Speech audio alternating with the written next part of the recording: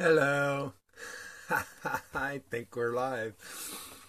Happy Tuesday. What a beautiful day to be alive. Wow. And welcome to the ORIN Oracles Live. And I'm going to have my special guest, Glenn Dixon, joining me today. And hey, Michael. And so it's been a pretty interesting several days for me. It all started on Saturday, and one of my cats was missing in the night, and I kind of fell asleep. I went to let them in, and they weren't around, so I fell asleep. And when I woke up about 11 o'clock at night to scratching on the door, there was only Baba. Muji was missing. So I ended up staying up all night, just holding space. And then about 5 a.m., Muji showed up. So I was relieved about that. And then the last, it's been relentless. I've been in production for 3 straight days, and I'm only halfway through what I'm working on. And I had hit I hit 1,000 plus so far on YouTube, which was quite a milestone. And I started realizing that I needed to kind of up my game on my channel. And so I spent a long Sunday reorganizing my whole channel. So now it's really a lot more user-friendly. All the files are in separate files. And what I've been doing is creating MP4 files. Hey, Glenn, you're in the queue. You're in there. So let's see. Yeah, anyway, what I've been doing is just tons of production, making MP4 files and putting them in my external drive so that if anything happens goony with Facebook or with YouTube, I'll have all of my thousands of hours of production protected. Ha ha! So let's see where Glenn is. I have him in the queue. Let's see here.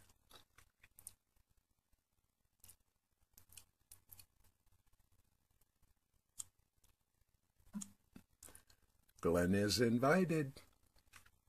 You are invited. Ha ha! There he goes. He's coming in. Now, I'm really excited about Glenn. Glenn and I have been really getting to know each other. We've had some really long conversations. And there he is. And we have been covering the gamut. And we realized that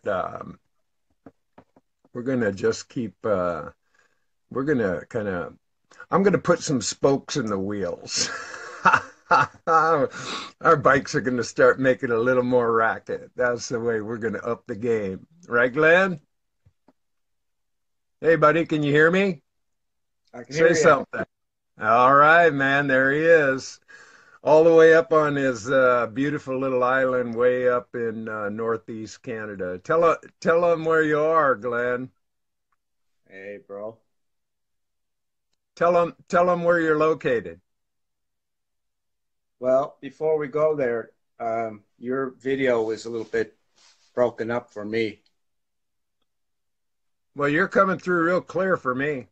Okay, just give me 1 second. I'm going to try something just to reconnect. All right. Hey, Andrew, welcome. Be patient. I'm new. So yeah. Anyway, Glenn and I have been having some really serious conversations on a lot of levels, but real lighthearted at the same time. He's been doing some pretty interesting things with his urine. He's he's a pee wizard. He's got a lot of things going on up there, and it's pretty cool. And so we've been talking about a lot of things, and I invited him to step in. There was a schedule change, and I had him later down the road, but he he was willing to come in today. Now he's reconnecting, so don't despair.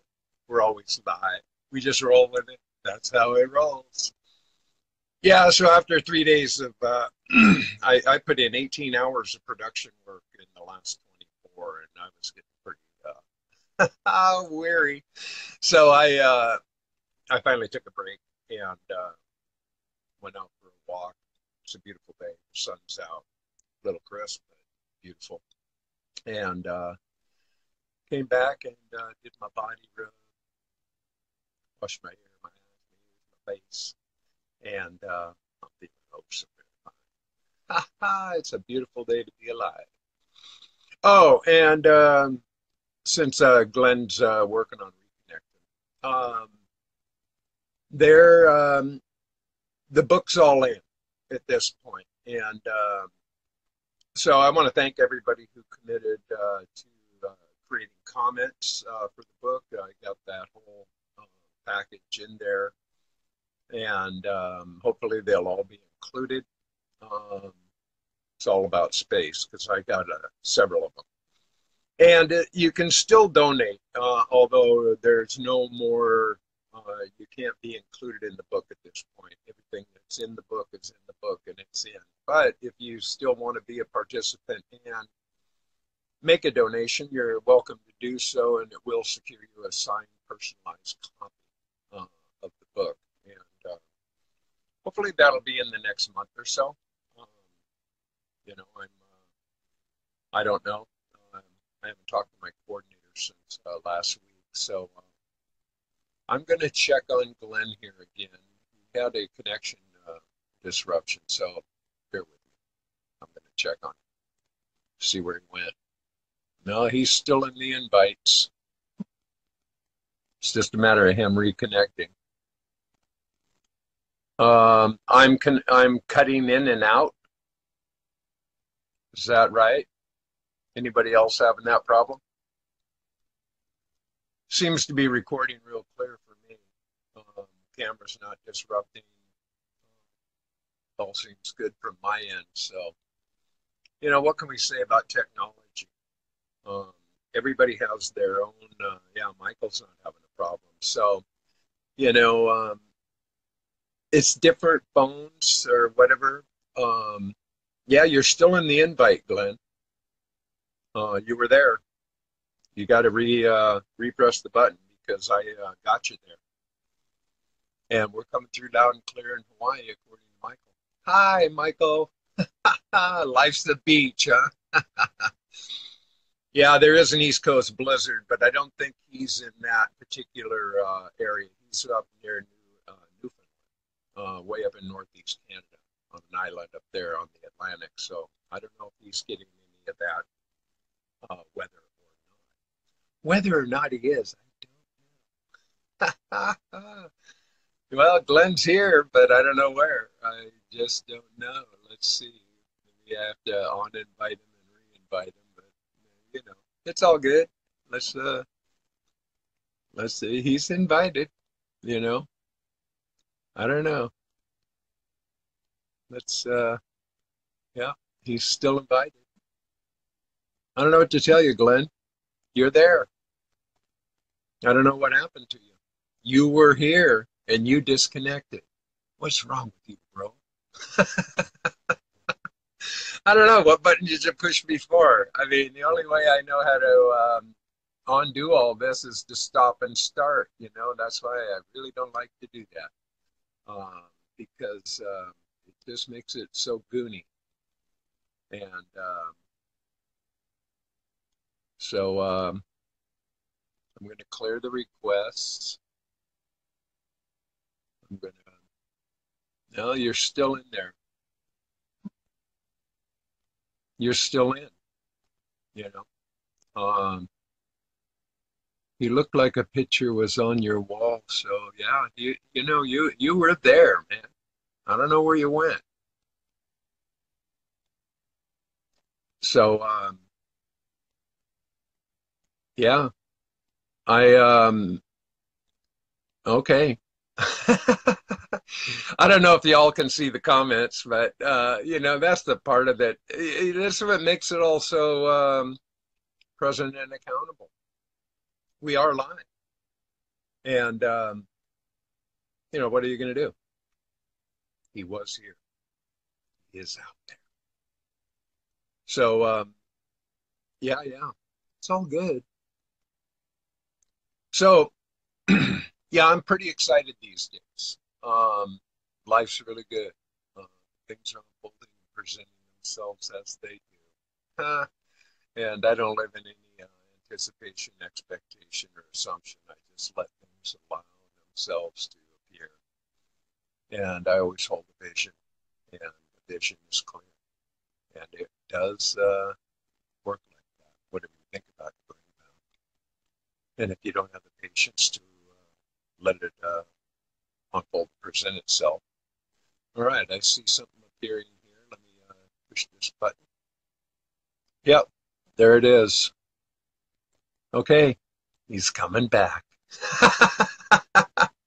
See how that works? Yeah, this is great. So let's give him a minute. And he's reconnecting. And he's coming in. Cats are out playing in the yard. I'm doing this strictly on my phone. I got the window open and didn't want to run the generator. I found that I can do this. There's just usually enough battery power in my phone that I can do this. Hey, Glenn. He's back. Sorry about that. So, well, you know, that's the beauty of all this, man. Okay, can you hear us now? Can I hear you, man? I didn't have any problem before. Speak up. I know you can hear me perfectly and see me, right? But Yes, absolutely. I can't see you. It's just choppy. The screen's all gone whack. So Well, I was that's just trying probably to your signal. It's not happening on our end. yeah. You're coming through fine. Your camera's appearing beautifully. You look Oh, good. okay. Yeah, so don't worry. Don't unplug from us. Yeah, she said Michelle says Grizzly Adams. So let's and your tell us that little island you're on up there. There you are. Don't play with buttons, man. Don't tweak the knobs. I can't hear you. You're all choppy for me. That's the problem here. I can't have a conversation with something I can't see. Well, Just that's give me weird because yeah, because we hear you and see you fine. yeah, I got it. Just start talking. Yeah, Tell okay. us, yeah, Let's make some noise. yeah, Shake it up. yeah, man. Tell us where you are. Go ahead. Sorry about this, guys. You're still chopping up on me, so I have to just sit back and figure this out here. I can't see you at all. The screen's gone all fuzzy. Sorry about that, folks. It must be, yeah, Camp Brenton. That's exactly right, Bernie. Yeah, he's in Camp Brennan. So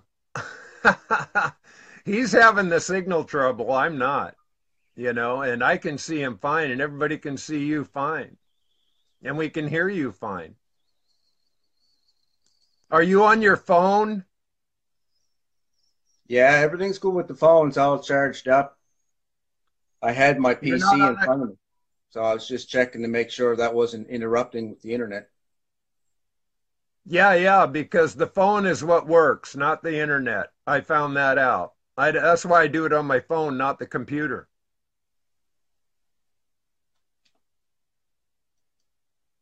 And you're as clear as a bell, man. Everybody can hear you. We can hear you fine. Somebody type in if he can read text. Somebody just type it in. Can you read the text? All right. Start talking, man. Uh, yeah. Tell us Can a you hear me? story.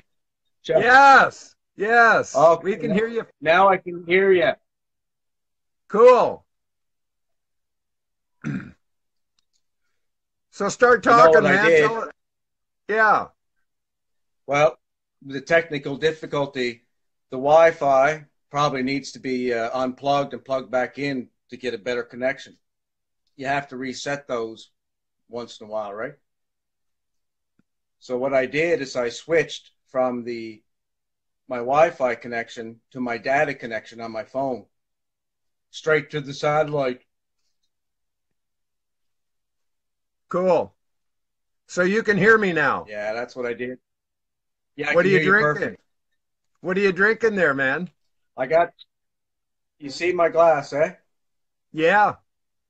I took a bunch of fruit that I had left, mostly oranges, the blood oranges, and I squozed them and I got a nice juice out of it and I mixed it with some distilled water. Nice. So Yeah. you're the one that's been experimenting with the it's blood oranges, Michelle. You've been doing the reduction with your urine and getting it down to a syrup, right? Yeah, from the syrup, I usually go to the harder state. I find this is the best. I'll show you it here. Now you mix that in with your fresh urine, right? Yeah. Well, it's a really beautiful thing. I was trying to, express myself the best I could to get people to try it because when you rub the urine on your body and you get that nice caramel smell. Yes, I love it. Well, when you reduce it down, that smell intensifies because you distill it down, and it's like it's got this beautiful caramel, like beautiful aroma to it. Just the sugars, I guess, that it's in your urine, I guess. So you get this beautiful caramel smell, and when you taste it, it's completely ironic because when you taste it, it's salty and it's got all of the minerals and elements that your body's, pumping through, processing. So you got that sweet top note, and then you got the salt, and the salt is like not a salt that like a rock salt. It's incredible. It makes your tongue tingle. You put it on the end of your tongue, and it just dances. It's alive. I don't know how to explain it, but amazing. Try it. Yeah. Now, how long have you been working on that particular experiment? Wow. Excuse me. Well, it happened by complete accident, to be honest. I have a wood stove behind me, and I just have the bricks on top, so I don't put anything directly on the top of the stove. There's the 8-inch cinder blocks sitting on the top, so that way there I can control temperatures a little bit better. So I just put my morning water on the stove to warm up from throughout the night. It got cold. Put it on to warm up, and I would do that, and I'd bathe and drink it, and blah blah. But one day I completely forgot it. I got distracted, and it dissipated all the water slowly. It took hours, all day, and then I was left with a syrup on the bottom, quite accidentally. So when I looked at it, I got a spoon and I scraped it up, tasted it. I was like, wow, just like that, right? Cheers. Now, this was just recently, right? Yeah, it was a couple of months ago, and I didn't try it with the aged yet because to me, it doesn't feel instinctively right because aged is so on the alkaline end of things.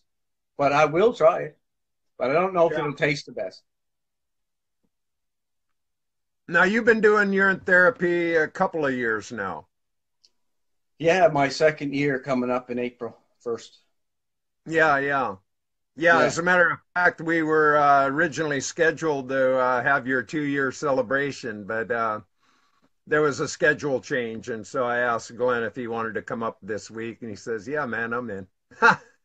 So Here he is, but he's coming up on his 2 year, which is awesome. Yeah. Now, what other things have you been playing around with your P? We had some interesting. You were telling me some different things that you've been experiencing.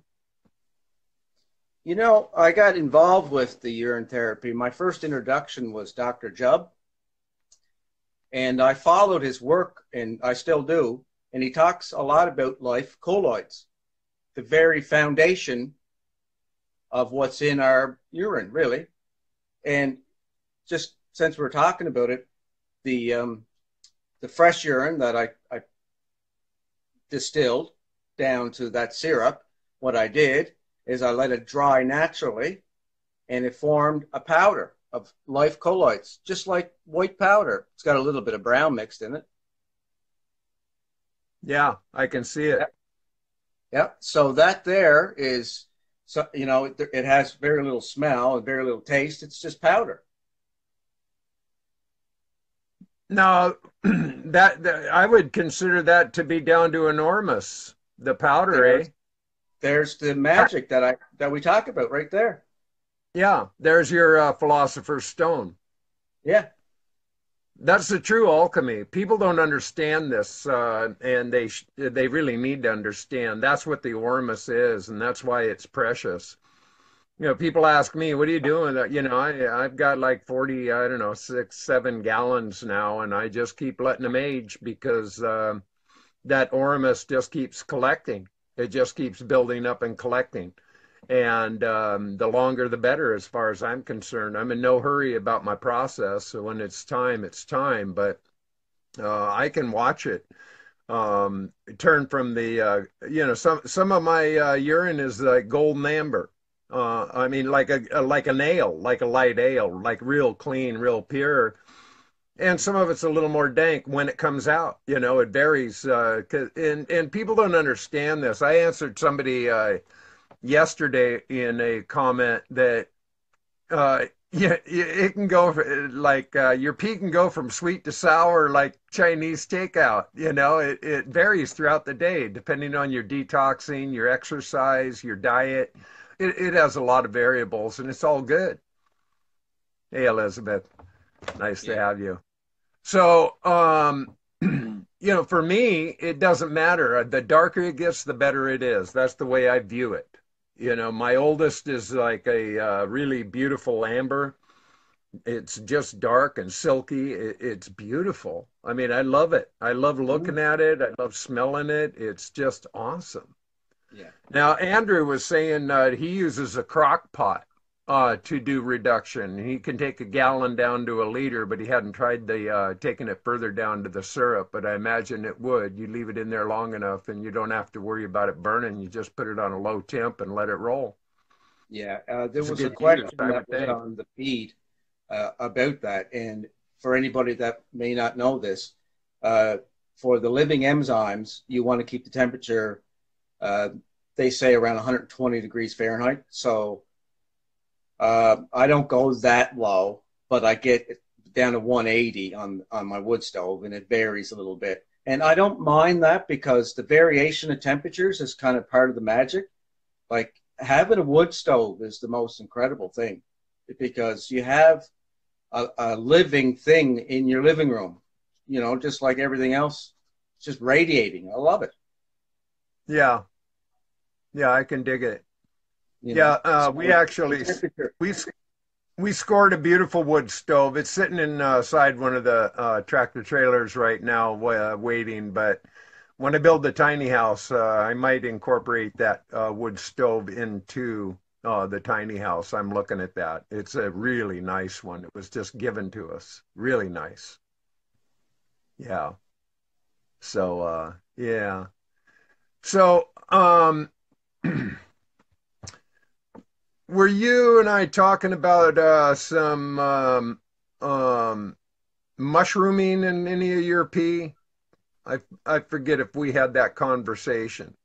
yeah. Well, we touched on it, but we didn't go in any detail. I don't know Yeah, much about it. I see them there, and ever since I started viewing Blakey's work and seeing what he does with his, I said, why not? I scooped it out and I took that living entity, mushroom, and I ate it. And I thought it was great. Really? You know what I mean? Like I didn't feel any like a superhuman or nothing, but I tried it. Why not? Yeah. Well, I haven't seen that evidence yet in any of my stuff. I don't know why. And my oldest is about probably 13 months, I guess, about this point. That's when I first learned about saving. Yeah. Was because I had no idea, and it was Monica Shute, who's going to be one of my guests coming up, and she posted in the groups how to age urine, and that thing's still floating around in most of the groups. It has the like a polka dotted red cloth covering over jars and a full article that goes along with that. And I went, wow, you can save it. And I went, cool. So that's when I started saving it. And, I've used it for everything. And now I'm just saving it because I'm not in I don't have a setup right now for enemas and stuff. So I just do my body rubs. As a matter of fact, it's been since January 3rd was the last time I had water on my body. Yeah. I haven't done anything but pee on my body since January 3rd, and I love it. You had no dead water, but you got lots of living. Yeah, exactly. Yeah, nothing out of a faucet. Nothing. So that's a whole conversation in itself, because where I do a lot of fermenting, I just ferment everything for fun. I love to see things decompose. And there's a magic in that decomposition. It creates life. And I do the kombucha, and then I make apple cider vinegar out of it, and I keep reducing it down to its colloids. And when you eat, that's why these things are so good for you, because they're alive. That's it. That's simple, right? Just don't be scared of and don't try to whitewash everything and kill it with bacteria or Javix or whatever, ammonia. Don't go there. Let that stuff grow. It's magic. Yeah. No, I agree.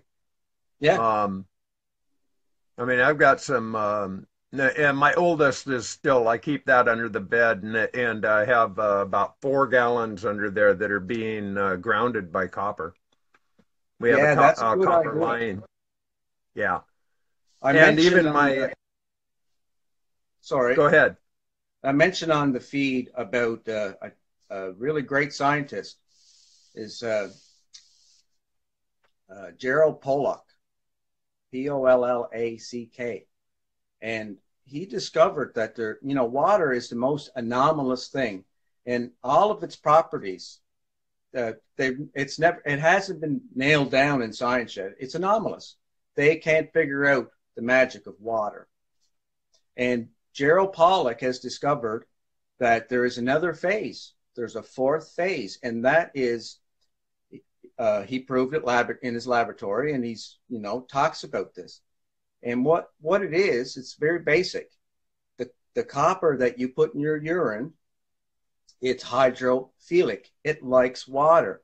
And in that process of hydrophilic, the copper and the water create energy, create life. And they make a reaction. And that is something magical, because there's hydrogen being produced there. This is energy.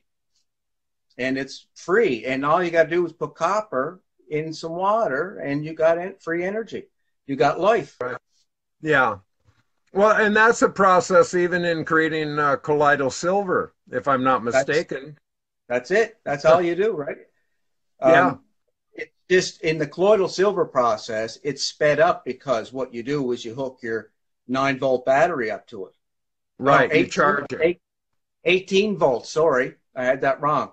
You 3 9-volt batteries is what you need, and get at least 99.9, whatever, pure silver. And just what I did is I took a silver coin and cut it in half and then put the electrodes on it and dropped it in the water. And you can see the reaction that goes between the two pieces of silver. And it's amazing. And it brings, you can see the energy. It really does. It turns the water into this living thing, and you can see the energy transferring. And it's just amazing to watch. I love it. It's a great process. I recommend it. Yeah. And I really had, I wished I'd learned about urine therapy decades ago. I really do, considering how many things that were going haywire in my body, particularly my mouth. And, you know, I had a mouthful of mercury, but I also had gingivitis. And as my mouth kept deteriorating, I just kept pulling the teeth. I had no reason to make an effort to do any restoration because it was pointless. But I'd get these gum infections. And when I discovered, somebody turned me on to the colloidal silver, I'd never even heard of it. And it was a miracle. I swished that around in my mouth, and the infection would leave within 10, 15 minutes. The swelling would go down, the pain would go away. It was really quite fascinating. And so, you look at the power of water. Water is it's really amazing. Even with Dr. Emoto's work, taking the images of love and hate and, doing all these experiments, the rice experiments, and just vibrational. Yeah. It's with the mind, right? You put the intent in there and it records it. Yeah. And we are water. I mean, primarily that's our body. So the more we really understand the programming of it, especially with our own waters, pretty powerful. Programming is everything that you take in, because the subconscious has 10 million bytes of information coming in per second, but the conscious mind has 60 bytes per second. That there in itself, if you get to figure that out, like at least try to wrap your head around that concept, then you realize what's running the show, your subconscious. You pick up on everything. So your thoughts are part of that. And it picks up on that. And that creates and manifests everything. Yes. Well, I always refer to the subconscious and conscious mind, conscious being the captain and the subconscious being the crew. And the crew only knows one response, and that is yes. So whatever we're programming in a conscious sense, the subconscious mind will totally support it absolutely unconditionally always. So that's how you can sabotage and goon yourself pretty effortlessly if you don't have your thinking on correct. If you're not consciously aware and focused in what your thought process is, you can just set yourself up for a disaster every time. Yeah. Because the subconscious is connected to the universal mind, which is connected to all things. Yeah, so if you try not to let that 60 bits or that I factor, if you don't let that run the show, then, and I'm talking 5D, because the I that I talk about is not the self or whatever you call that, the I part. Right. Exactly. It's 5D. So you're running the show from a different modality entirely. Yeah. Well, and Muji talks a lot about that. So Alan Watts, Terrence McKenna, all those, great, I mean, they talk about the separation of the I, the self, the me, there really is a important distinction to realize, who you're spiritually being, who your being is, not your I, not your ego, not your me. Yeah, and it really takes, it's a practice, to separate that aspect, to separate away from the ego. And for me, it's like coming home. I know when I'm home, I know I'm there. Yes. I found that was one of the great qualities with the urine therapy. When you found it, it felt right. It felt like you were home. And sometimes I go astray from home, and well, I can't wait to get back. You know? Yeah. Well, and that's why I went ahead and posted that little meme yesterday. Anybody who tells you they got it all figured out, they don't.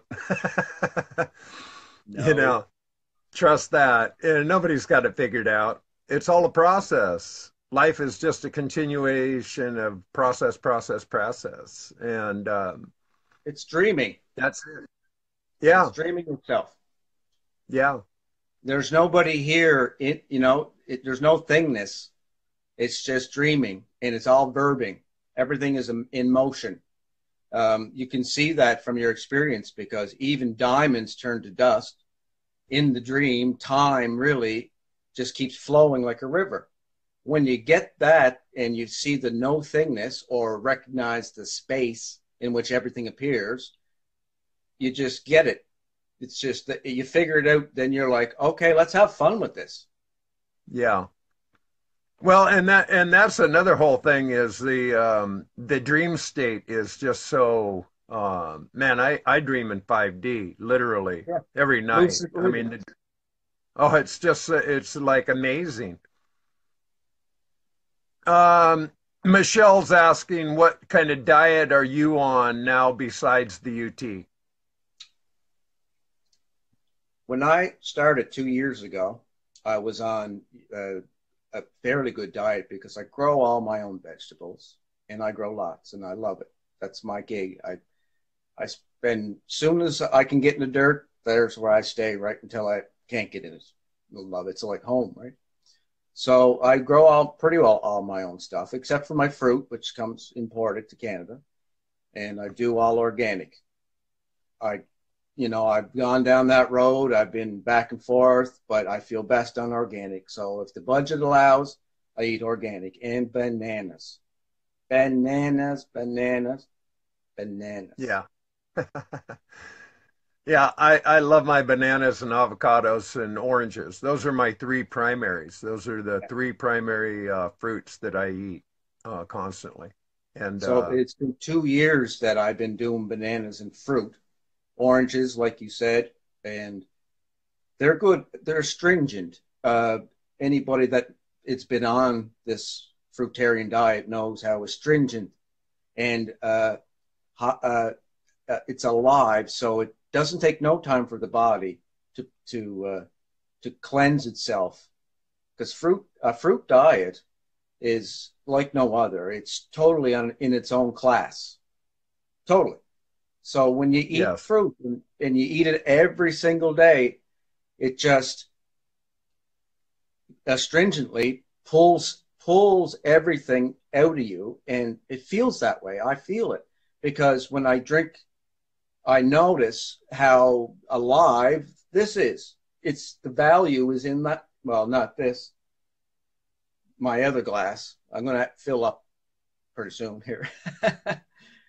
yeah, man, So you so can yeah, do that. when you do that and get into that routine, you know what's in there, and it's very evident. So just stick with it. Yeah, I've always been a fruitaholic. You know, that was no brainer for me. I've always loved fruit as far back as my memory serves me. And same with greens, you know, salads and vegetables. I was really always a primary on those.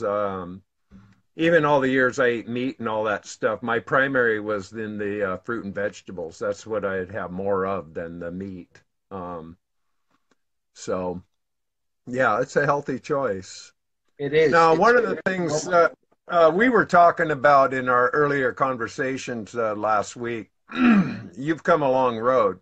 You had some addiction challenges and stuff like we all have.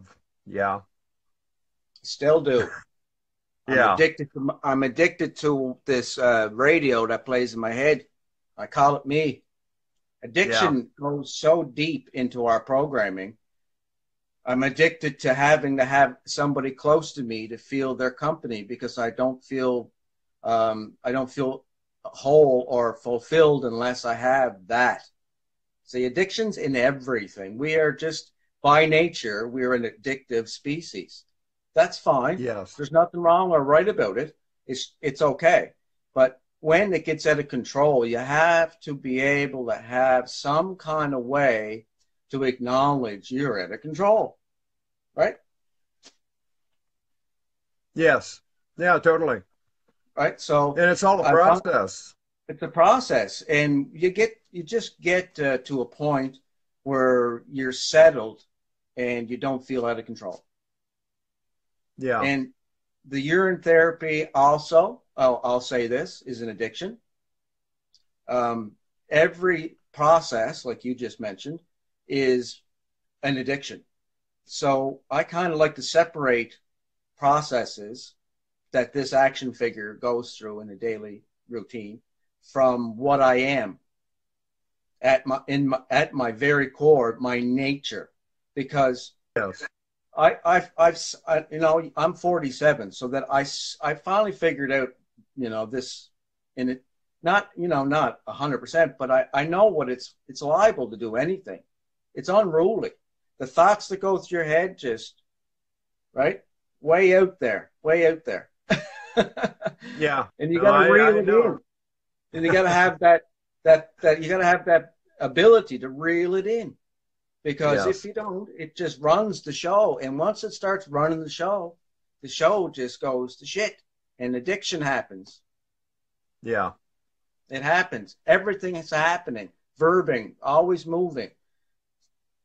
So my addiction issues, I will say I have the biggest part of the problem licked.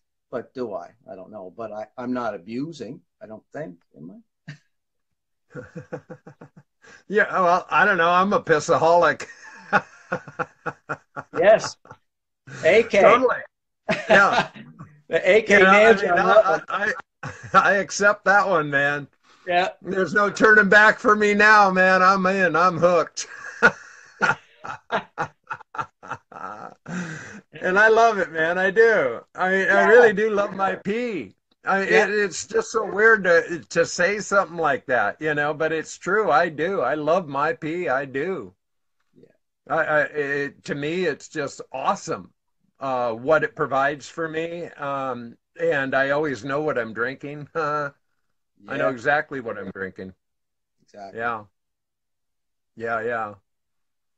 But it's very great. So Michelle says, Michelle was curious of what your addictions were. You had some, you had a lot of different ones, Yeah, pretty much fell into that trap, everybody goes through, that's been there, obviously.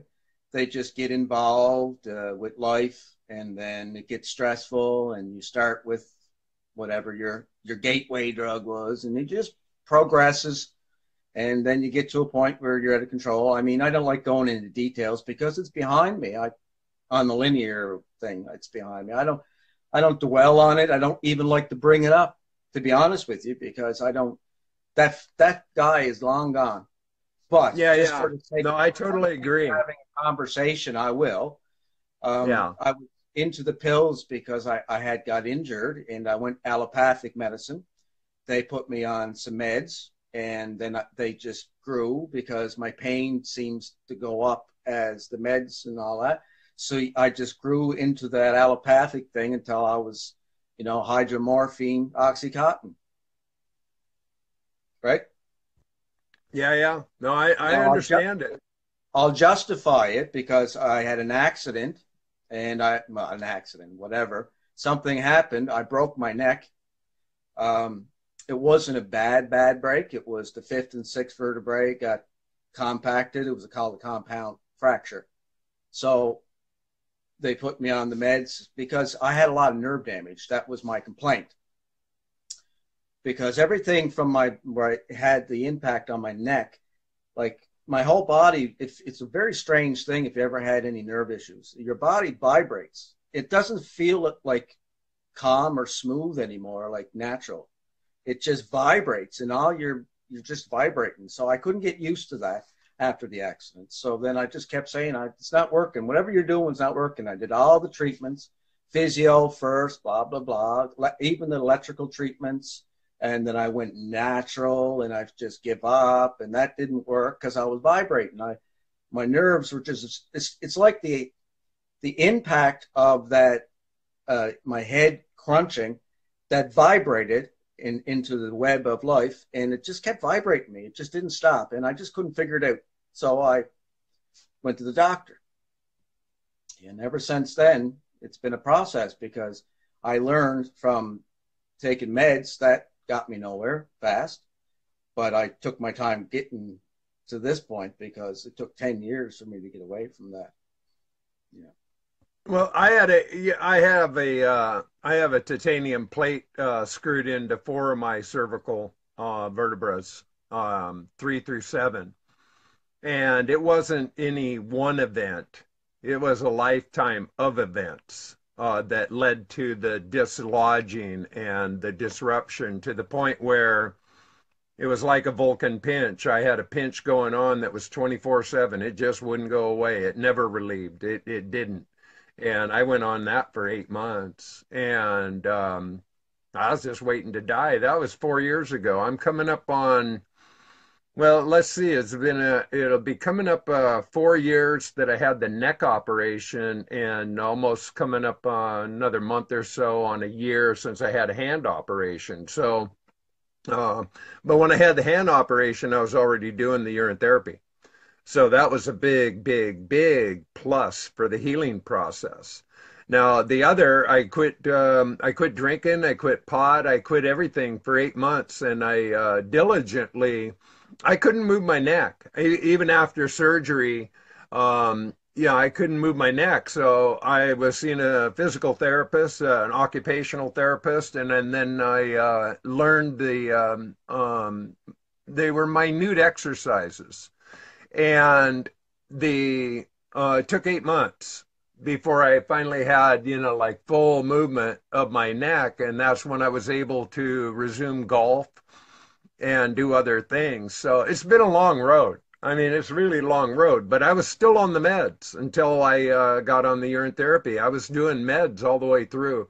Even though I went vegan, I was losing weight, I was exercising, I was golfing, biking, hiking, walking. I was doing all that. And I was working a lot of construction on my friend's property, and it was all taking its tolls. I couldn't function. Even though I'd quit the drink, and I couldn't function without massive pain due to it all. The degenerative disc, the arthritic situation, the bursitis, tendonitis, all those things were really persistent in their pain factor. Yeah. And so once I started the urine therapy, it was only 2 weeks, 2 weeks in, 2 weeks. I said, fuck it, man. I just dropped them. I dropped all of them. And I haven't had any meds since. It's been well over a year since I had any medications. Except during when that's not altogether correct, because hey, Marius, when I had my hand operation, they put me under, with anesthesiology. And so I did have some pain, and they were narcotic. And it was pretty severe. And actually, my body went through a really interesting reaction. And I was on the toilet every 15 minutes for days. It was like my body was just rebuking whatever was going on, because I'd been on the urine therapy for months. And I went in really healthy. When I went in for the operation, I was in prime shape. I mean, and I was talking urine therapy to all the anesthesiologists, the nurse. They were all fascinated. I mean, they were just tripping on it. And even my hand surgeon, they all knew I was doing urine therapy. They all knew it. And so this violent reaction that happened in the aftermath, this all appeared about, 36 hours in or 48 hours into after the surgery. And I think I got food poisoning is what I really think. It was from a papaya. But nobody could figure it out. This was 5 days. My body was like going through a detox nightmare for 5 straight days. But I kept drinking my pee all the way through. I just kept drinking my pee and waiting for the resolve. And it finally resolved, and I had a recovery. But I mean, I would never turn back anymore. You know, people go, well, you know, I'll drink my pee when I'm feeling a little this or get a sniffle. Man, I drink my pee no matter what. It's a proactive. I do it as a proactive measure. I don't do it as a reactive. I don't do anything reactive at all. I do it all proactive. Yeah. Yeah. And it makes a difference. Totally. Big time. Yeah. You know, people think that's crazy. I don't. I think people that take meds and suffer and go through pain and all their gyrations and other horse shit and still get, you know, viruses and flus and sick and cold. I never get sick. Yeah. I never get sick. Never, you know. And I know it's pee. I know it is. That's all. I know it Yeah. is. There's no way out of that conversation. People think I'm nuts for drinking my pee, and I think they're nuts for not drinking their pee. But that's just perspective. Yeah. Yeah. Yeah. I Yeah. like how you jumped in with your 2 feet first and just because you had that motivation, you just wanted it bad. You needed change and you wanted it Yeah. and you made it happen. Yeah. I couldn't move my hands. When I started UT, my hands were so crippled with arthritis, I couldn't open a bottle. I couldn't open a jar. I mean, I couldn't hold a knife in my hand. It was all excruciatingly painful, really heavy duty painful. And within 10 days, I had full movement of my hand, both of them. And I still had surgery on one of them, which you know, at this point, had I known, I would have never elected for the surgery. I would have never done it because both my hands, I was healing them without Mm-hmm. the surgery. But the surgeon convinced me that it was a mechanical thing, and I was glad they only do one hand at a time. You know, but they removed a bone from my hand, right out of my thumb joint, Wow. and yeah, and I mean, I got all the scars and whatnot. They cut open my palm, they cut open my thumb, they cut open the back of the hand, they realigned cartilage, and it's crazy, you know, Yeah. this whole process, what they do, and that took a long time. I mean, I was in a cast for 2 months, something like that. A soft cast, and it got softer, but I had to keep it well protected for quite some time. You know, I did not want to goon it. You know, and then here it was months later. It was like shit, 5, 6 months later.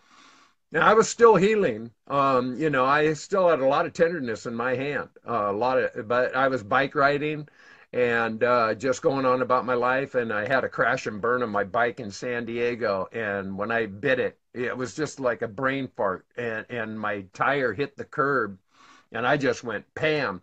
And my hand went full compression in right into my right hand, and my elbow crammed into my rib. So I bruised a rib, crushed my hand, and lacerated a big side of my knee. I mean, the bike was fine. I took all the impact. But again, you know, all of a sudden it was like, oh shit, you know. Yeah. I had to kind of almost start over. My hand was real, you know, and I was miles and miles and miles away. I was riding, I was hanging in Ocean Beach, and I was way over a couple of beaches, over a couple of towns, and so I laid there for a while, and I went, bro, you really gooned yourself this time. But I got up. I did, you know, and man, my leg was bleeding profusely, and I rode all the way back to my van. I got out my aged urine, and I, you know, made a compression for my knee because it was open and it was bleeding, and that cleared it up in no time. I mean, it was really amazing how quickly the aged urine had an effect on the open wounds.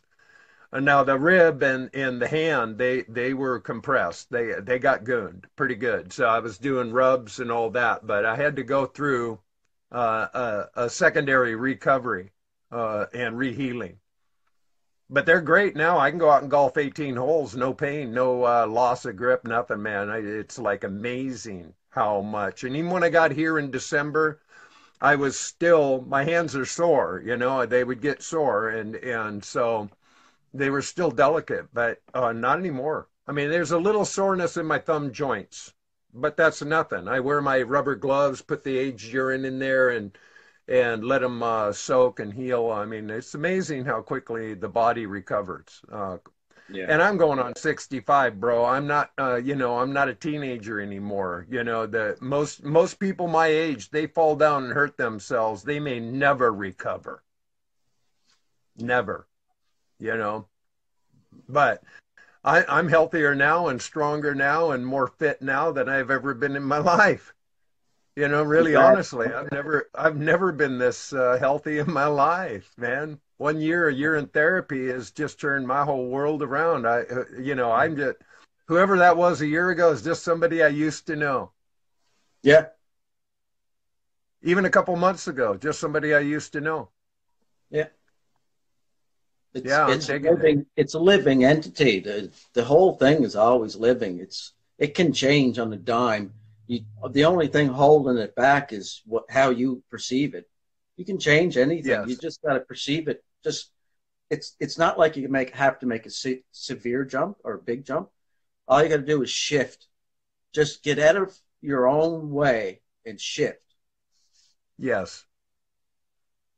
And that is the key. I mean, I remember the first morning, and I'd only heard of urine therapy for 2 days. I mean, I was watching all these YouTube videos with allegedly Dave and Andrew Norton Weber and other people. And I looked at them for 2 days and I thought, what am I waiting for? And I'll never forget that first morning. It was January 23rd last year. And there I was with my, you know, cup of tea, and I'm looking at it and I'm thinking, okay, man, bottoms up, down the hatch. And I drank it and I thought, well, this is nothing. You know, what's the big deal? Yeah. And so immediately I had my head wrapped around it. Immediately. It didn't even like, once that first drink, I went, fuck, this is nothing. And if this is going to work and heal me, I'm in. And I saw such immediate results, but I did jump in both feet, bro. I mean, Yeah. I I was know. totally in. I didn't fuck around. I was looping, eating only fruit, stop the cooked food, you know, drinking a gallon of distilled water and pee a day. I mean, I went for the full flush. I went for the full thing. Yeah. And Me it too. produced results so fast, it twisted my melon. It pretty quickly I realized starchy vegetables and starchy legumes and starchy grains had to go because I seen it in my urine like this much white stuff. No, and you don't feel right, especially pasta. Oh my god, bad. I realized that quickly, right?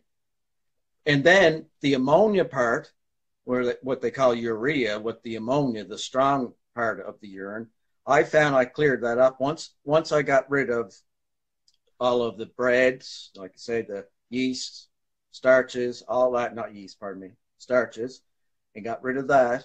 And even fats, certain fats, if they're rancid, you got to be really cautious about the fats you eat. I suggest and recommend from my experience, eat just the fats that are extra virgin or virgin, and they're cold pressed, but not the wrong kind of cold press. There's two processes. And just eat things that are still alive and stay with that because that really works. And it takes the ammonia out, a lot of it, not all of it. And then you've got no sediment and no ammonia. And you're, like you say, the coconut water, you get that eventually after a couple of glasses of it. It just, you know that you're running. You know what I find, especially lupin, is that your energy goes up as the more liquid that you drink, and then you'll notice the liquid gets more pure and clean and better tasting. And then at some point you realize, okay, I'm looping. So you're like, holy shit, I drank that much? Like realize that you Yeah, drank like a gallon and a half of liquids in 2 or 3 hours. Most people don't yeah, drink that in a week. yeah. No, it's amazing to me, especially with intermittent fasting. having not a whole, my system, the liquids, and plus, with eating all the fruit and the greens and whatnot, most of that stuff liquefies right back in. So that's why I'm a pea factory. Yeah, I don't it does. clog up my system with meat and cheese and dairy and, those things that have a general tendency to over produce mucus and other things and make our bodies way more heavier and all that stuff. I mean, I'm a pretty efficient machine Yeah, anymore, and I eat cooked food. I mean, I do. I don't make a bone about it, and yeah, whatever my pee does, it goes through variations throughout the day. I mean, and if the morning pee, I can eat, drink it and taste my cooked food from last night, that because I like my hot sauces. I mean, I like to eat, so I don't deny myself because of how my pee tastes. yeah. I drink There's a the pee balance, anyway. Yeah. right? And as the more I loop, even with the coffee and this, that, and the other, usually by the third loop, it's back to coconut water anyway. It just Yeah, starts running. I got good running filtration system in the plasma, man. yeah. Big time. I know it. And I'm not afraid of it. I don't care what it looks like, smells like, or tastes like. I don't give a shit. It's just my medicine. Doesn't scare me.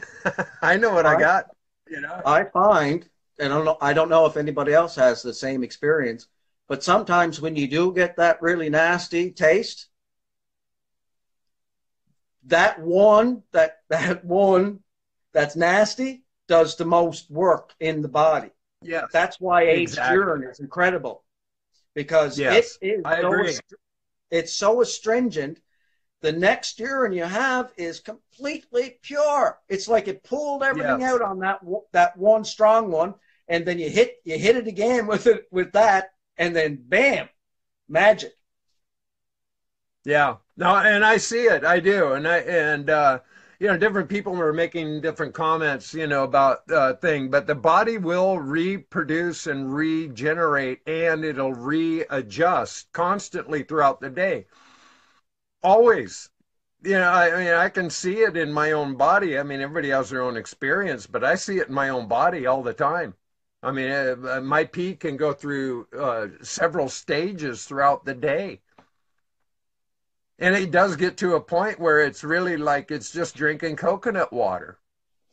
And That if I is it. haven't eaten, if I it's still, it's 2 in the afternoon and I still haven't eaten, and I drink it, and 5 minutes later I got to pee again, and I'm filling up the glass again, and it's just like recycling coconut water. It's just as Yes, pure and tasteless, and just it's sweet. It tastes sweet. sweet. Yeah, Yeah, I didn't get to finish my point earlier. You reminded me. My original point was that when you're doing that, you have to go to the bathroom like all the time. And what do you find yourself doing? Bouncing. Eventually, you're yeah, dancing. I'm like, yeah, my bladder's full. I gotta pee, and I'm dancing. I feel great, and it happens in the looping process. And you're doing that all day long. Then eventually, you know that you got to come down. So you got to stop around, supper time or 5 o'clock. Oh, I just stop when I get ready. It doesn't matter to me because I drink enough pee a day, and it doesn't matter. I do what I feel like doing. I don't have a set pattern or routine about any of it except that I do it. Yeah, I never miss a day. I always drink my pee. And how yeah, many times I loop, it just varies because I'm a pee factory, man. yeah, That's why I exactly. have so many gallons in storage that are aging because, man, it's effortless for me. My body runs really efficient. Yeah. I don't have a prostate problem. No. The reason why I brought the 5 o'clock end of the day thing up, simply because who wants to be up all night, right? Yeah, yeah. No, I agree. And it provides energy. Like I was up late. I was I put in 18 hours in the last 24 doing production, and I'm still not even halfway through what I'm working on right now. And it takes a lot of focus, a lot of energy. So, I was drinking a lot of coffee, you know, drinking pee. I mean, man, I was getting pretty weary about 1:30 in the morning. I usually go to bed about 7, 8. I mean, most nights because I get up at 3 and 4 in the morning. And I got up at 6:30. I went to down about 1:30 and got up at 6:30 this morning, and I was right back at the computer. I put another 4 hours straight in, and then I said, okay, I caught up to this point. I'm going out and getting some fresh air, take a walk, come back, do a body rub, you know, wash my hair and face, you know, shave. Kind of, you know, I didn't want to look like I'd been run over by a truck when I did this broadcast with you, bro. Oh, Because not I was me. I looking took my pretty time. weary. I fixed my hair. I did my rub. Yeah, yeah. I want to look pretty for the camera, yeah, Oh because yeah, I got a real ego involved in it. No, I just felt like I needed to clean up yeah. I because hear I've you. been on the gnarly for a couple of days. Just, yeah, Yeah, and I don't mind being gnarly. You know, I don't. You know, I can get that way, and I don't stink. I don't worry about shit like that. It's just that it doesn't even occur to me. yeah. I get focused and I'm on. You know, this is how I roll. I've done this forever. I mean, when I worked as a chef in construction, everything, and I'm used to pumping the pump for long periods without interruption. Just focus and get the shit done. So, you know, it's all good to me. Yeah. And I like What? that, Matt. Matt says get pfactory.com, mate. You know, yeah, As if you we actually know, work. yeah. Yeah, and you know, the thing is, people keep asking me, you know, even about the T-shirts, this, that, and the other. And the book is the priority right now. Once the book is out and in the publish and all that, I'm moving to the next. I actually already have my next. I have stories that I've written over 22 years ago was the first one. It's a central character, and I have like, I don't know, 11 or 12 stories that I have. They're like children's stories, but it's about the child in all of us. And so I'm working on that next as a project, but I'm also working on a documentary film, which is why I've been filming all of my process and my journey.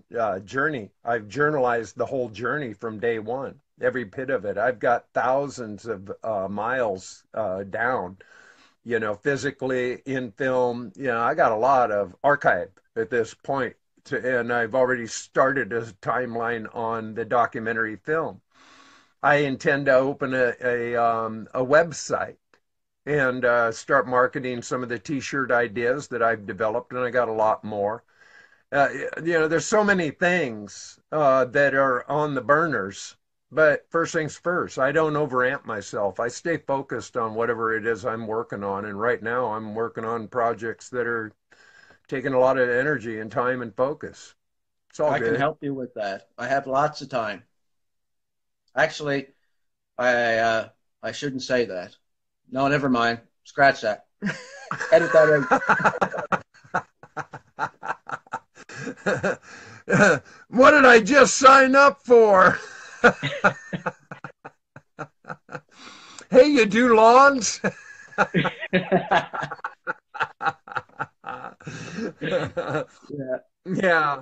But, you know, things are happening. You know, I've got a new enterprise with the relationship, and, you know, that's coming around the bend. And I'm being patient about that, but it's going to shift a few other gears, and I'm excited about that. So it's all in divine order.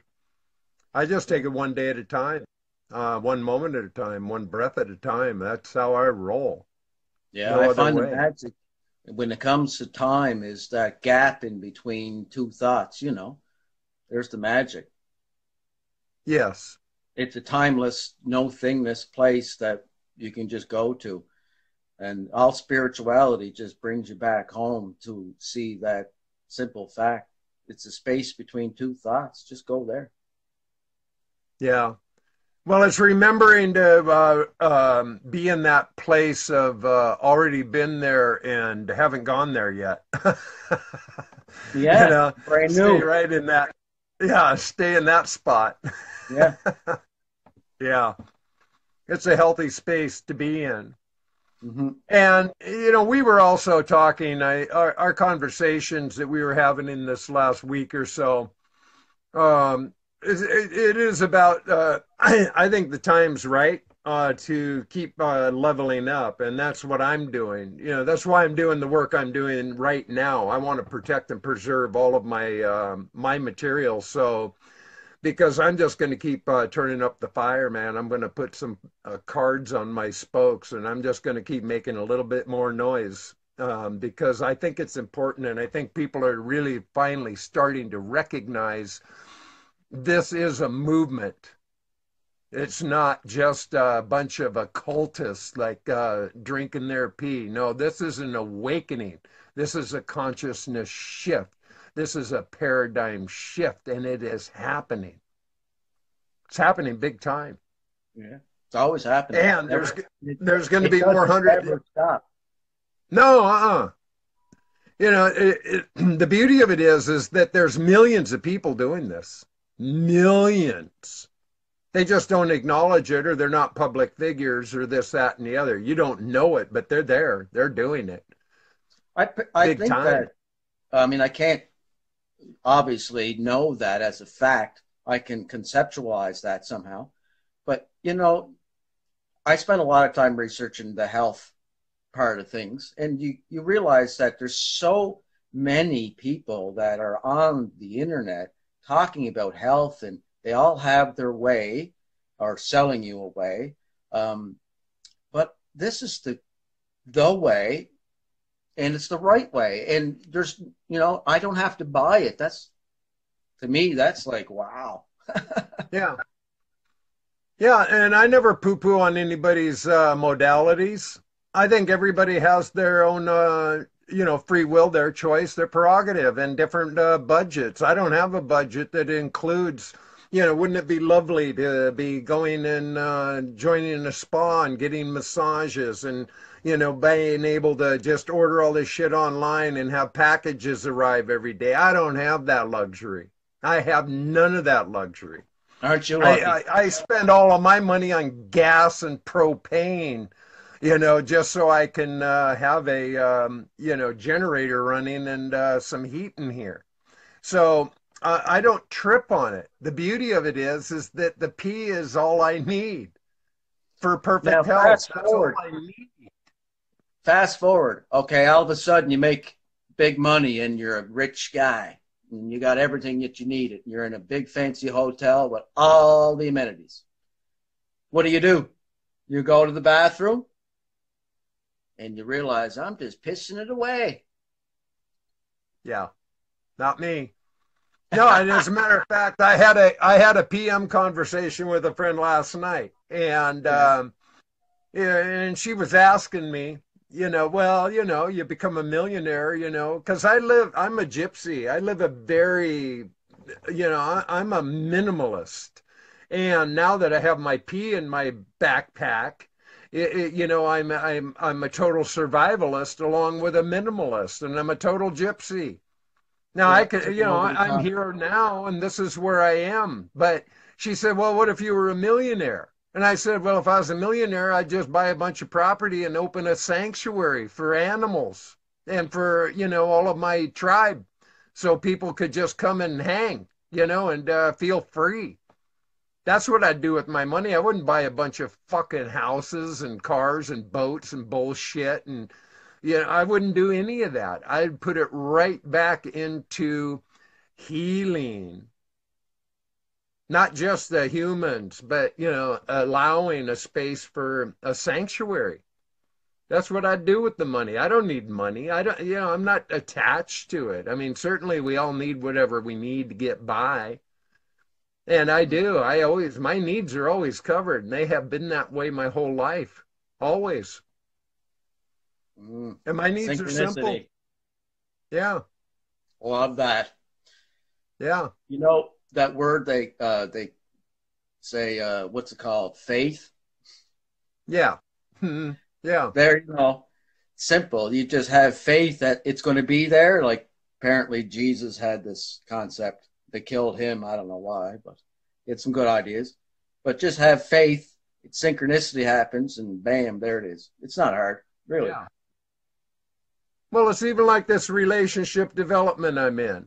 Okay, now the person I was PMing with last night, we got into that a little bit, and I said that not all girls are the same. This is a girl that is really a minimalist like me, prefers it that way, is a gypsy like me, and goes on faith, and has had she's ridden a lot of the rides in the rodeo.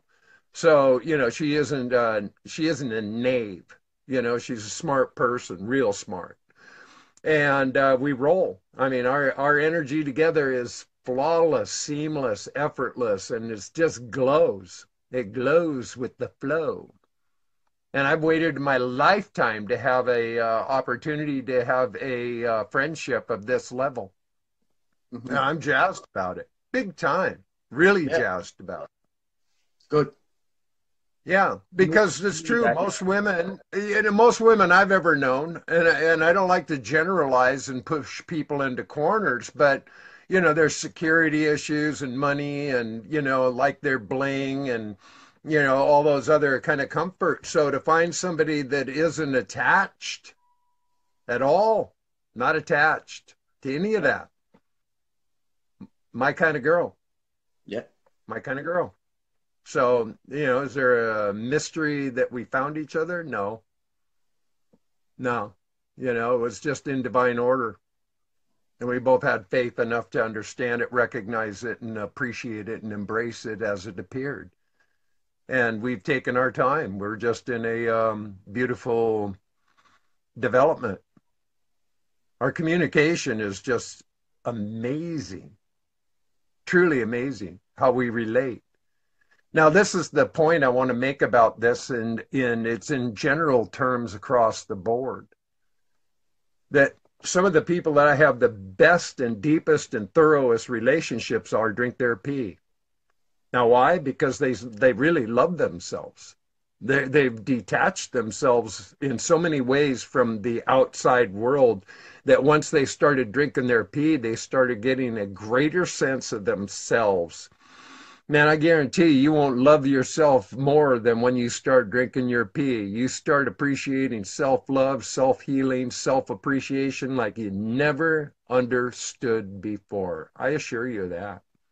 Yeah, me too. It's crazy cool how it works. Big time. And that's why I just be authentic about it all the time. I just tell people the truth of my experience. I don't tell people what to do. They're going to do what they do no matter what I do. They're going to say what they say and think what they think no matter what I think. I don't give a fuck. It's none of my business, especially what they think of me. I don't care. What do I care? They're going to think what they think no matter what I think. And I'm honest about what I think. I don't have any veils. I'm not holding secrets. I'm not playing games, and I'm not pulling punches. I couldn't be more straight about what's so. Yeah, you don't need an agenda. Nobody needs it, really. Yeah. Keep it real. Simple. Yeah. Works for me. Yeah. And I let it be one moment at a time. That's it. What are my plans? Oh, I don't know. Drink my pee. That I'm pretty sure about.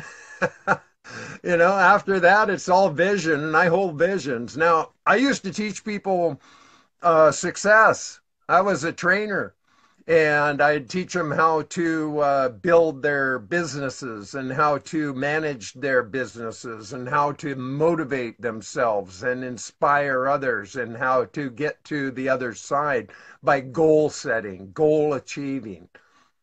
Well, I don't do that anymore. What I do encourage people to do is have a vision and hold it and don't goon yourself.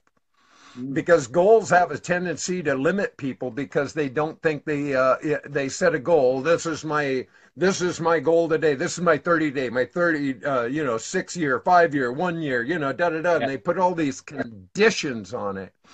And when those things fall short, they go, well, there I go failing again. And they cut themselves loose. They don't stay focused. They lose the whole game.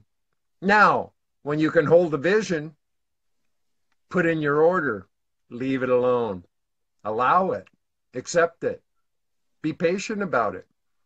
Because whatever you think about, you bring about. Mm-hmm. Don't goon it, right? Right. It all happens. Everything happens. Don't I stop. don't. I'm living in a dream, bro. It don't I stop. am. Yeah, I'm living in a dream state all the time. It blows my mind. And it's not like shit doesn't happen. Shit happens no matter what. Everybody has shit happen. It happens. But it doesn't matter what happens. It's how we address it, how we realize it, whether we're active in a reactive way or active in a proactive way. You know, whether we allow it to fuck us up or we wake us up. It's all perception. Doesn't matter what happens, is how we're realizing what's happening and how our attitude is about what's happening and how we address what's happening. That's all. It's not And the word, personal, you know. I like how you use the word allowing, because to me that's the key. You know, you have to be able to accept what is. I know that's a cliche term that's used over and over in the New Age stuff, but it's true. You have to accept and allow. Well, and I think patience is the critical key out of all of the all the things that really enable us to be really holistic and principally sound operating spiritual beings. Because once we lose patience, it's effortless to lose empathy and allowance and consideration and all of that. It's like they fall like dominoes once we lose our patience. Yeah, because we have too much invested. Once we are like in that zone of patience, we realize we're invested. Then we realize, and you ask the question, who's invested? Then, you know, you have to come to the conclusion eventually that there is nobody there. So then you can allow. Just keep going there. Yeah.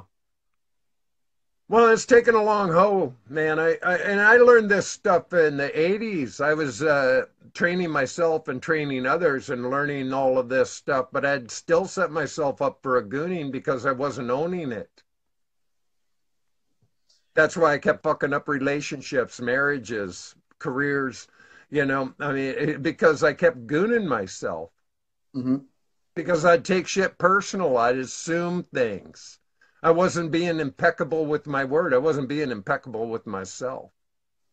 I was always doing the best I can because anything I put a signature on, I do take a lot of personal acceptance and responsibility for. So it doesn't matter. I don't do a sloppy job. I'm not a sloppy person. When I make an agreement, I keep it and I'm in.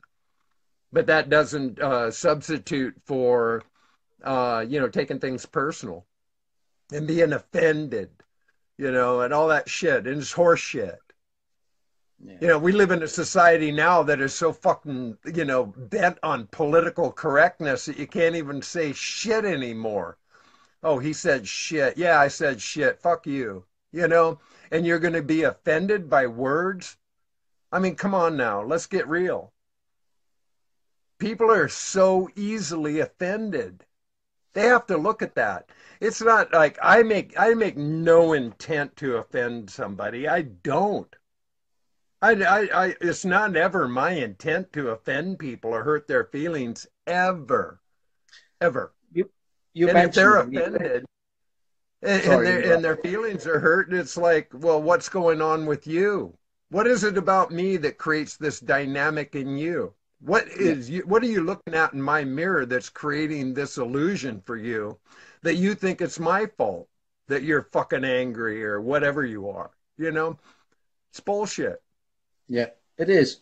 You have to be an authentic self, and that pretty much entails have a hard look at yourself. And then for me, my experience was it's kind of not even there. So where do you go, right? I was left I was in a dark place for a while, the void, because once you see the self as an illusion, you kind of go into the void, and the void meaning that it's like non-duality means not two. So subject object, I am not what I perceive, the perceiver.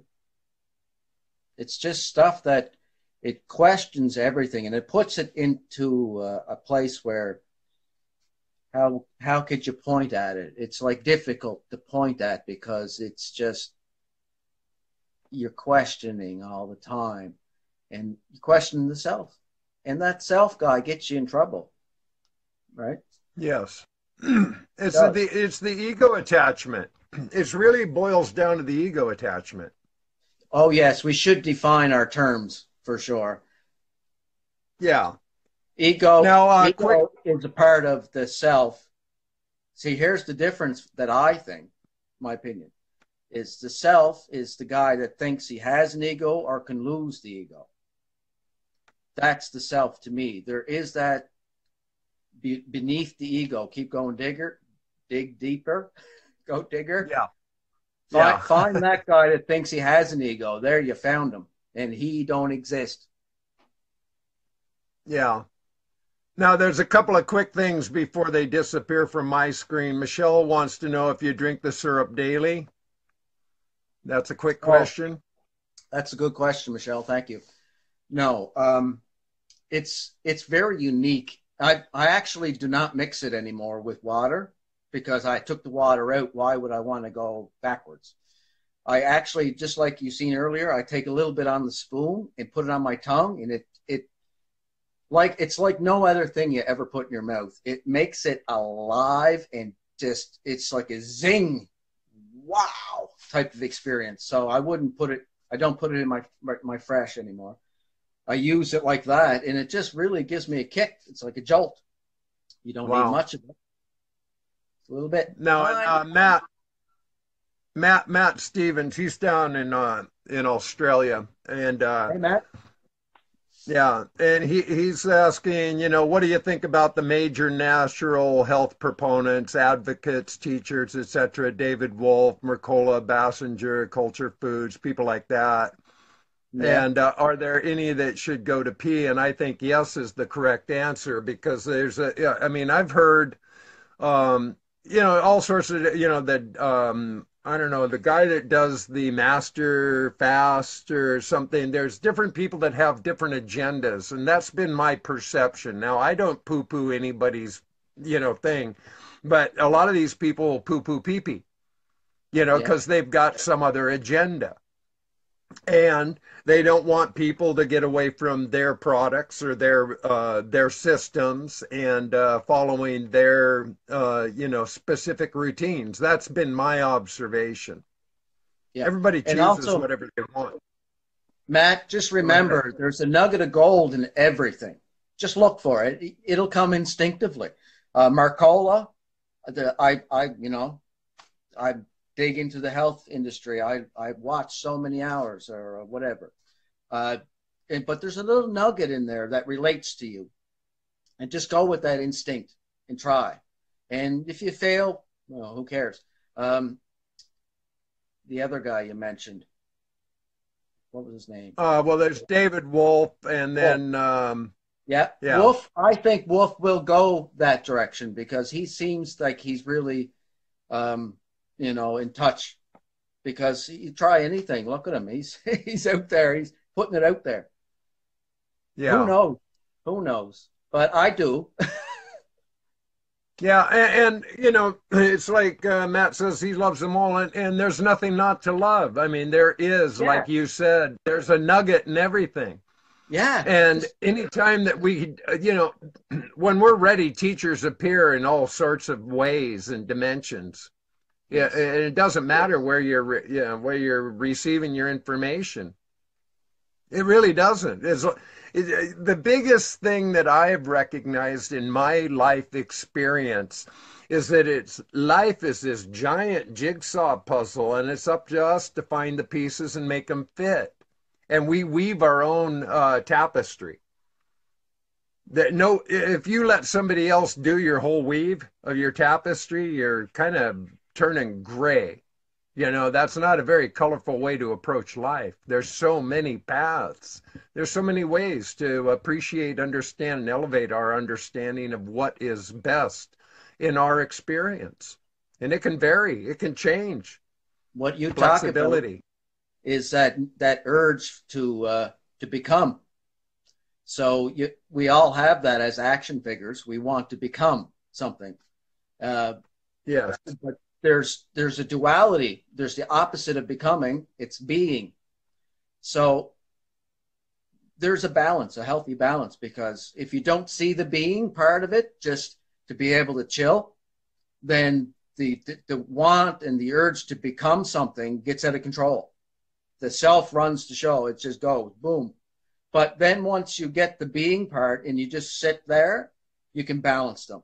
It's a healthy balance. And I recommend that. That's the message. I think all of the great yogis and whatever, they all just wanted you to get that. Just be in balance and trust your instincts. Whatever David Wolf is doing, or anybody for that matter, it's kind of their own subjective way of trying to keep things in balance. But you know yourself best. So stay with the intuition and go with the flow. Yeah. And I've been listening to a lot of people for a long time. When I first started out in whatever self-help, self-awareness, you know, how to figure things out, I was reading 3 to 5 books a week regularly. I would gobble them up because I'd never even realized there was that kind of information. So I was hungry. And so I haven't backed off from that path at all in my life. I'm always seeking more knowledge and looking to see what pieces fit. And it's funny how they just appear one day and you go, wow, there it is. You know, I mean, the dot connected and all of a sudden things just make sense. And I like that. It's the magical mystery tour. It's an adventure that way. Yep. You have to have the I don't faith. want to have it all figured out. Oh yeah, no, there's no figuring things out. You have to stay in that not knowing, because in the not knowing, you don't invest. Because if you think you know something, you invest in that. And that can get you in a lot of trouble, because the not knowing it's just magical, because anything's possible. And we all are in a reality of probability.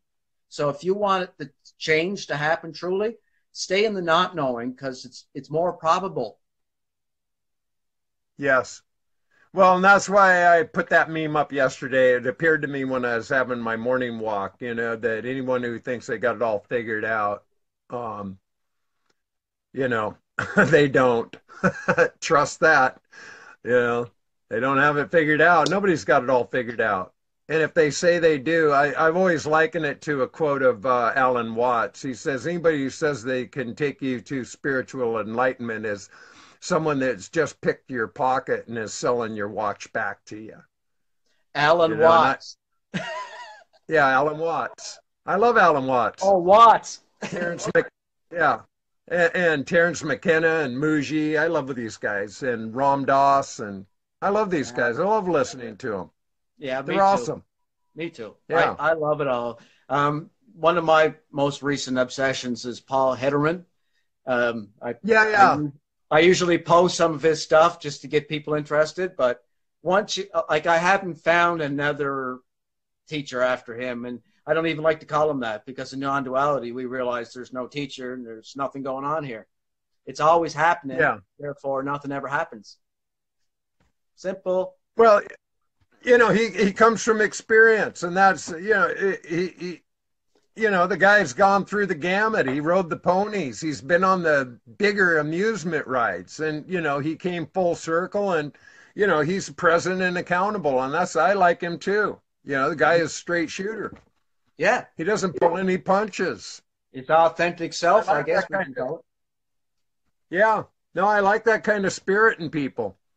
Hmm. You know, don't blow smoke up my ass. I mean, I don't, you know, I don't need all that stuff. Just be straight and I'll get it. You know, I like that stuff. That's why I Hmm. like the teachers I listen to, and they're all great storytellers as well. Yeah. You know, that's a legendary indigenous kind just to be a good storyteller. Yeah. You know, a lot of metaphors, analogies, And cryptic. parables. Yeah, cryptic, That exactly. the message should never be straightforward so that the mind can get it. The message should be cryptic and it should make you look like a dog. It should go, there's the message. I can't get it, but I Well, know it's that's there. and I have a tendency to run in those rhythm and rhymes. That's how I do my writing a lot, and it just appears to me that way. Yes. Just to see, you know, if people can connect dots, see if they can figure that one out. You know, there's a Yeah. lot of limericks, Limericks. a lot of riddles. That Yeah, word kind of rolls off the tongue. Limericks. I like it. yeah, yeah, indeed. It's all good, right, bro?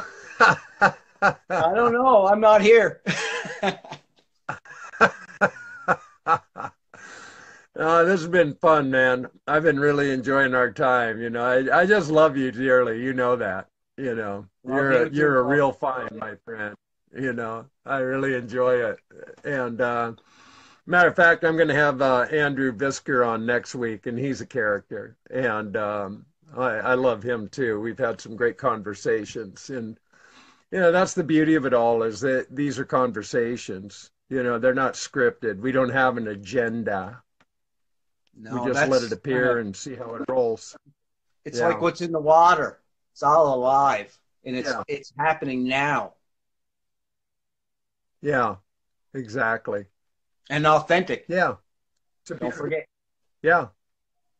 Yeah. No, it's a beautiful thing. You know, I enjoy it. If I didn't enjoy myself, I wouldn't do this shit. You know, the amount of time I spend in creating and producing and all that stuff, it's a real act of love, believe it. I spend a lot of time to make this shit happen because I enjoy it. Yeah. Yeah, I was being asked in that personal conversation, you know, about, you know, like being a mechanic and this, that, and the other. I have a lot of skills, but I just don't beat my body up anymore.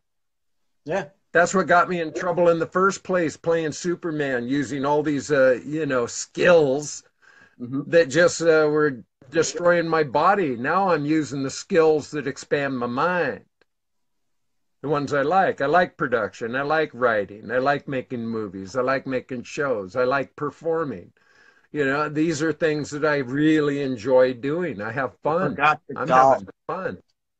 Yeah, and golf. Yeah, I want time for golf and walking and you know, interpersonal relationship. I want balance in my life and I have it. Yeah. You got out of your own way and you Yeah. figured it out. Yeah. Yeah, yeah. Yeah. Yeah, there's Andrew. Ah, Yeah, man. So, anything else on your heart and mind you want to that you feel incomplete about or anything? I always am complete. Maybe. Yeah, Or yeah. now. You want to I leave them said earlier hanging. there was no I. Now I'm Yeah. confused. That's what's on my mind. I'm confused.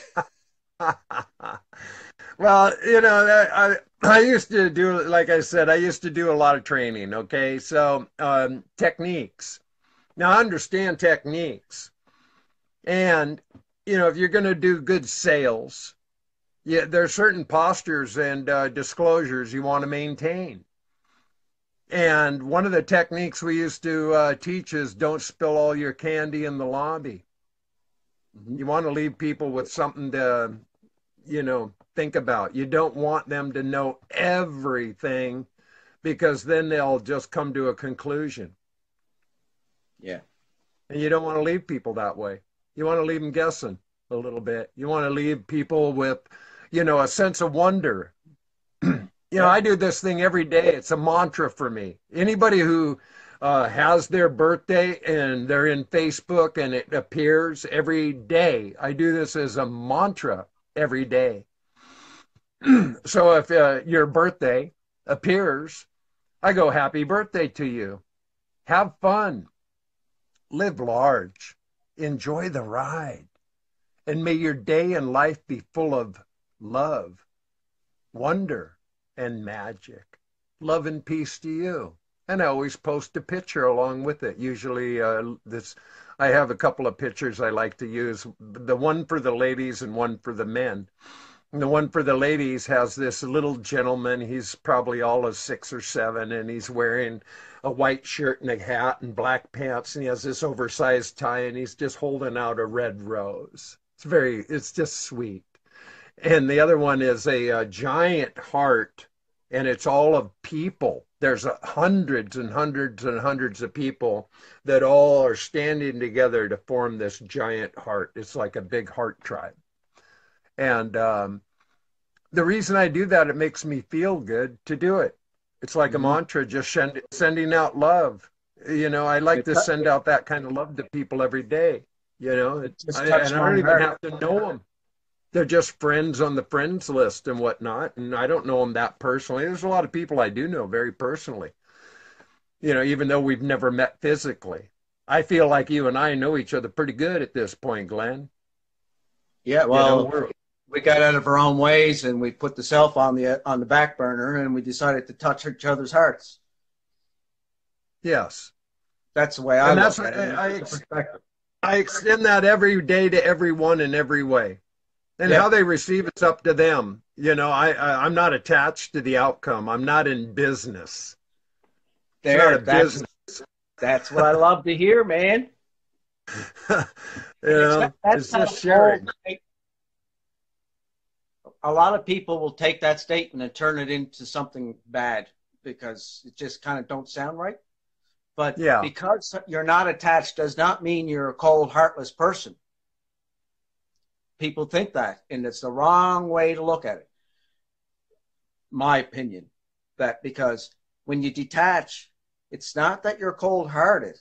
It's just you love the person so much they can basically get away with murder, and you still love them. Yes, exactly. Well, it's another misnomer word is surrender. People have always interpreted surrender as being a negative. To me, it's a total positive. Yeah, it's a total positive. You have to surrender to be detached. Yeah. And have faith that there's going to be guidance, and it will guide you. Yes, absolutely. Now, and if you look at language, period, I mean, English particularly, what a fucked up language it is. It's designed to totally manipulate people by big time. And the powers to be, they know how this reality works. All they have to do is put the right word in the right place to create a vision in your mind, and it's subliminal. And it just, you're gone. You're gone to get yourself a 2-liter of Coke or whatever they're flashing. Yeah. It's bad. That's why the TV's got to go. Oh, I agree. It may be some people. It's such noise. Yeah. Well, it's not just TV. It's media, period. Yes. In any form you're getting it that is a distraction. Give them cake and circus. Make sure they have enough beer and pizza to keep themselves reasonably comatose. I mean, it's all by design. It's perfectly designed. It's beautifully designed. Look at the effectiveness of it. The fact that you say it is designed would make a person think, and we're going back to how the language works here, would make a person think there's something in control of this. But my opinion is there's nobody controlling it. Honestly, I feel that there's a happening here, but there's nobody controlling it.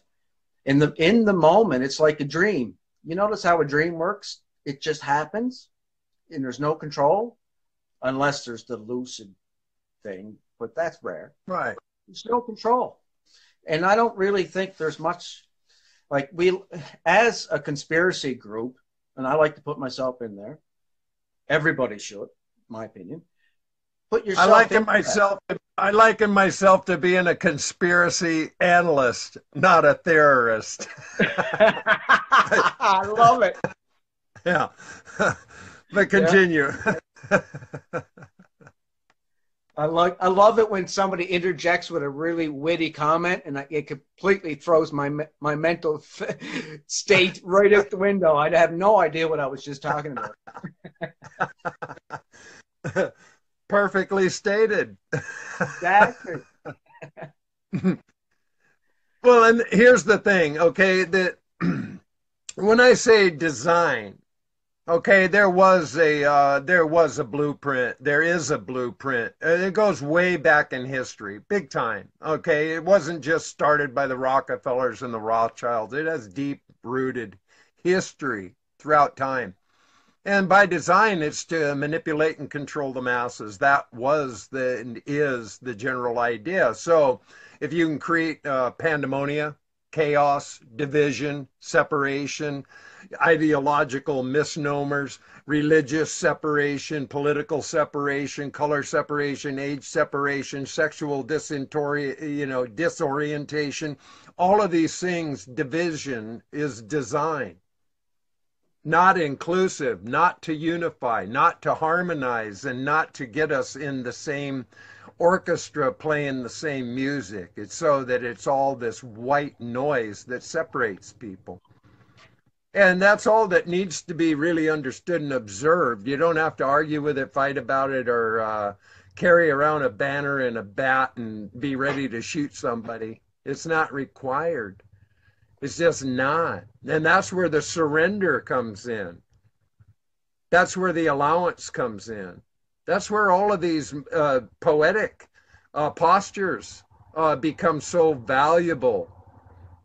And the more people adopt, accept, and appreciate that this is self-love, this is how it all works. It's all self-love. And if you can self-love unconditionally, then you can actually, quit excluding everybody. You become the oneness of whole. You understand it at a much higher level, and there's your consciousness. There's your paradigm shift. Yeah. That is the evolution. The evolution is not going to be televised. No. And the evolution is the revolution. Yeah. There's a waiting, and don't go there like the Tom Petty. The waiting is the hardest part. Yeah, the waiting is the hardest part. Exactly.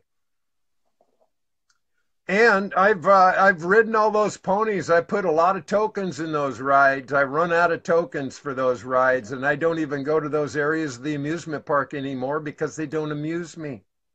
Yeah. I just let it all be. I just do. It's just white noise to me. Completely. If a person focuses... Oh, did you hear what Trump said today? Oh, did you hear? Oh, God, we're going to go to war. Oh, God. Oh, God, my team, my this, my that. Oh, fuck you. Go spill some beer on somebody else. I don't fucking care. The powers the powers that used to be, as people call them in the new age, but they're still there. Well, guess what? They just keep on putting that stuff out there because they want people to talk about it, because that creates our reality. And if they're putting out a bunch of negative stuff, they create a negative reality. So the only way, in my experience, is to get out of that negative reality, like what one would consider a place that's like hell or whatever, is just to be able to focus more on the good than the bad. Exactly. I learned this in my garden. That's what green thumb people do. They realize that if they got an infestation of bacteria or an insect, you don't go trying to spray your garden with a bunch of chemicals to kill it. No. You just keep on weeding, keep working, and keep having faith that you can get rid of that infestation. And it works. Yeah. Well, it's learning to do the dance with the arabesque. And arabesque is perfect natural design. And as we learn to do that dance within ourselves, within our own hearts, our own experience, all you have to do is look at nature. Nature is a perfect arabesque. Perfect. It's intelligent. And you are Is nature.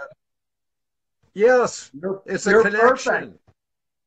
Yeah, That's it. there's no disconnection. You know, it's really simple when you really get down to it. Now, you know, is it easy? Well, to me, it becomes effortless. I don't struggle with any of this anymore. I just live it and breathe it. It's as natural as, you know, eating, drinking, peeing, and shitting. It's all the same. It's just natural order for me. I don't give it any thought. Yeah. And the UT, Effortless. that people talk about that a lot. They say, well, because it's your blood plasma ultrafiltrate, therefore it comes out in the front area of your body, that it's a perfect medicine. But to my experience, my green thumb tells me that, you know, why would I want to go down to the local farmer's co-op and buy somebody else's shit when I make my own? That's true. I Right? mean, even when I was working for I worked for three different pot farmers in Southern Oregon. They all were big producers, and they all had their own little, you know, magic formula. But they were getting bat shit, bat guano, Guana. and they were getting chicken shit, and they were buying all this other, you know, these things that they were incorporating into their soil. There's a Shit. Terrence McKenna. Nature loves courage and nature loves novelty. Yeah.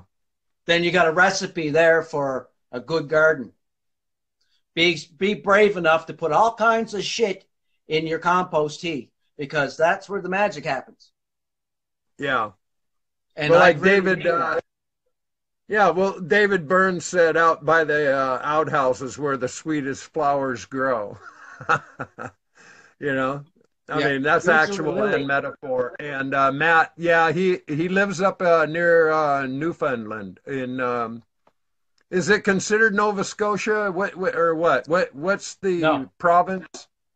What yeah, province? Newfoundland is the oldest, apparently. Uh, Newfoundland is an old place, but it's not part of Nova Scotia. It's a different province. Yeah, it's Yeah, up that way. yeah. It's where the Arctic Circle, where we're going to find out if there's actually a North Pole. A North Pole. Well, you know, the way I view it in this, you know, Gleason imagery Yeah. is that um, there is a magnetic North Pole. That's why compasses work the way they do. I really They do point trust that that. direction. Everything, yeah. And that east and west is a cycler motion and south is a misnomer. That's the way I True. view it. And it makes perfect sense in my mind how it would work. Why is a compass flat and not round? Why do gyroscopes always work at level? I mean, you know, just think about simple practical observables and you can understand them in the simplest terms of how they function. Eric Makes Larson. sense to me. Check him out.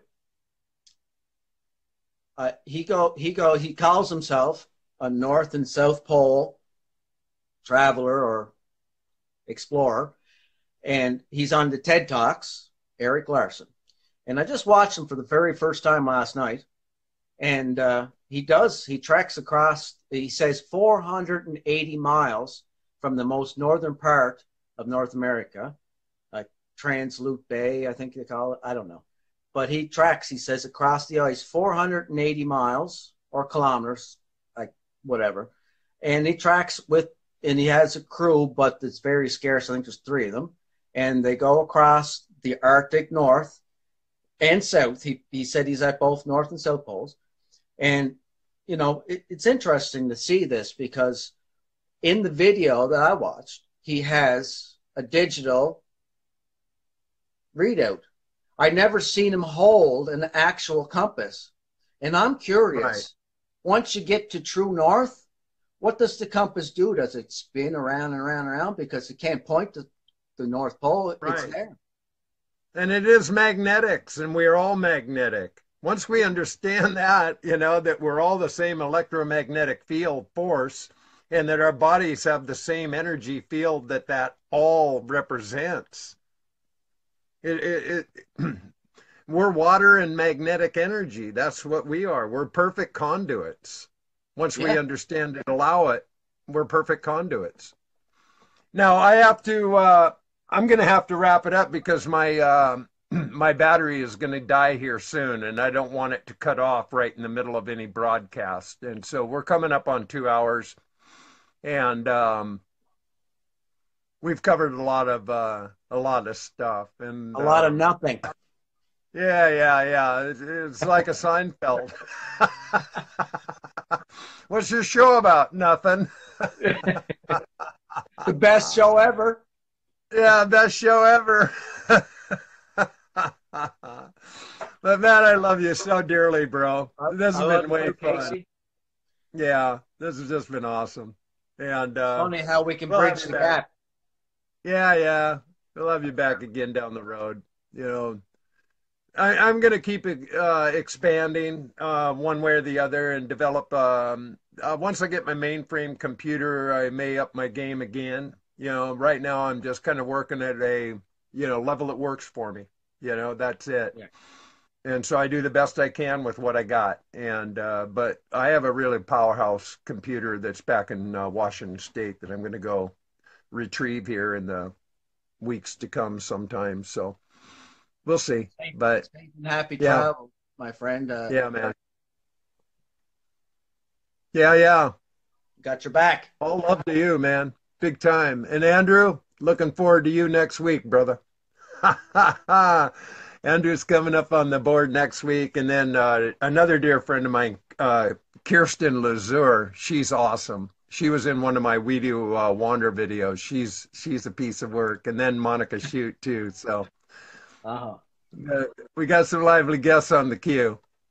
So anyway, thanks everybody for joining us and sharing and contributing your comments, questions, and all that. We love you all dearly. And it's really been a pleasure and a privilege to be with you all hanging out today in the ORIN Oracles. So, Glenn, we'll talk soon.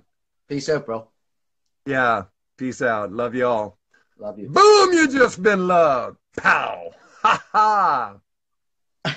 Hey, give yourself a big hug. Love yourself. Always love yourself. Oh, and drink your pee. It's a healthy choice. Bye now.